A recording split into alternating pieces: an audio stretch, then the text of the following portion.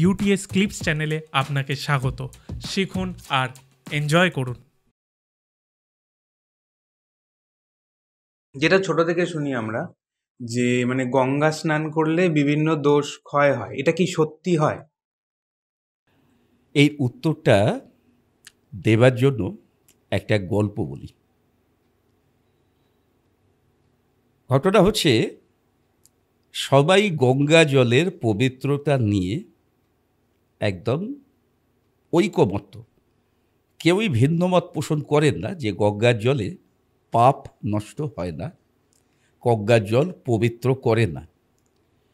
এখন কৈলাসে শিব পার্বতী বসে কথা বলছেন। প্রসঙ্গত বলি, তন্ত্রের উৎপত্তি কিন্তু শিব ও পার্বতীর কথোপকথনের মধ্যে দিয়ে। নিশ্চয়ই এই ঘটনা জানো, কেউ আগে নিশ্চয়ই বলেছেন, তাই আমি আর দীর্ঘায়িত করছি না ওটা বলে।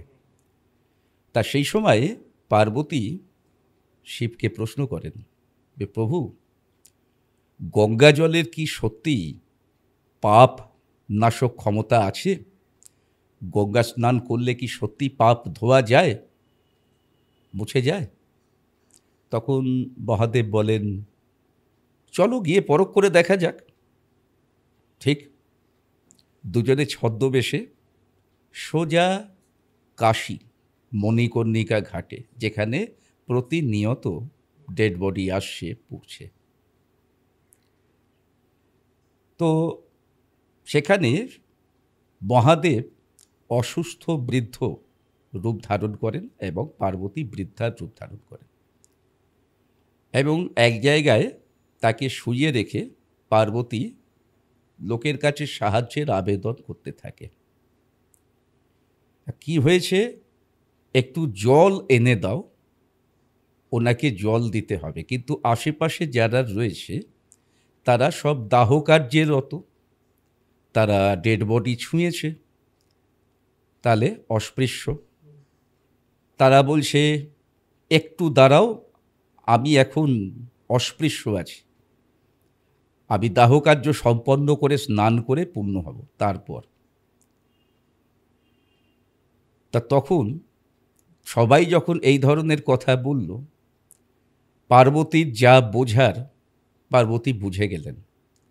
তখন তারা অন্তর্হিত হলেন, ফিরে এলেন কৈলাসে। মহাদেব বললেন, কি বুঝলে বলো? তো পার্বতী বললেন, বিশ্বাসই শেষ কথা। এই যে বিশ্বাসটা, আমি এখন ডেড বডি ছুঁয়েছি, আমি দাহ করছি, আমি নোংরা ঘাঁটছি, তাই আমি অপবিত্র। আমি এখন তোমাকে তৃষ্ণার জল এনে দেব না। আমার দাহ কার্য হয়ে যাবে, আমি তখন গঙ্গা স্নান করব। গঙ্গা স্নান করলে কি হবে? আমি পবিত্র হয়ে যাব, আমি তখন তোমাকে তোমার তৃষ্ণার জল দান করব। তাহলে এই যে কনফিডেন্সটা মানুষের মধ্যে, গঙ্গা স্নান করলে আমি পবিত্র হয়ে যাব, আমি যাই নোংরা আবর্জনা, যাই আমি ছুঁই, যাই আমি ঘাঁটি না কেন, সেই দোষ আমার কেটে যাবে, মিটে যাবে। এই বিশ্বাসটাই হচ্ছে গঙ্গা জলের মাহাত্ম্য। তা এখন প্রশ্নটা হচ্ছে, যেটাও করল, গঙ্গা স্নানে যদি পাপ মুক্তি হয়, তাহলে গঙ্গা স্নান করলে কি দোষ মুক্তি হয়? তা আমি বলবো, গঙ্গা জলের যে মাহাত্ম্য, তাকে তো কোনোভাবে অস্বীকার করার জায়গা নেই।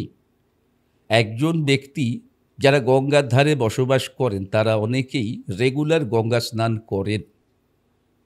তা এ ব্যাপারগুলো তাদের ক্ষেত্রে প্রযোজ্য হলে হতে পারে, কারণ গ্রহদোষ মানুষের উপরে একটা স্থায়ী ছাপ। যেমন একটা শিশু যদি বিকলাঙ্গ হয়ে জন্মায়, তাহলে চাইলেই তো তার সেই অঙ্গটা যেটা ডিফেক্ট, সেটাকে ঠিক করে দেওয়া যায় না। গ্রহদোষটাও সেরকম জায়গা। কপাল দোষ, যেটা আমার জন্মকালীন আমার লেগে গেছে, এই গ্রহটা, এই নক্ষত্রটা এই ভাবটা আমার জন্য পার্মানেন্ট অশুভ হয়ে গেছে।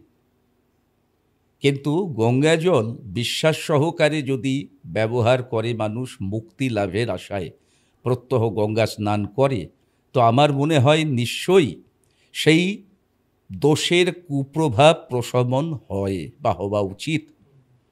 যদি আমি এর ভিন্নতা করি, তাহলে আমায় গঙ্গা জলের ক্ষমতা নিয়ে আমাকে সন্দিহান হতে হয়, প্রশ্ন তুলতে হয়। কেমন লাগলো এই ক্লিপসটা আমাদের জানান এবং আমাদের চ্যানেল ইউটিএস ক্লিপসকে সাবস্ক্রাইব করুন।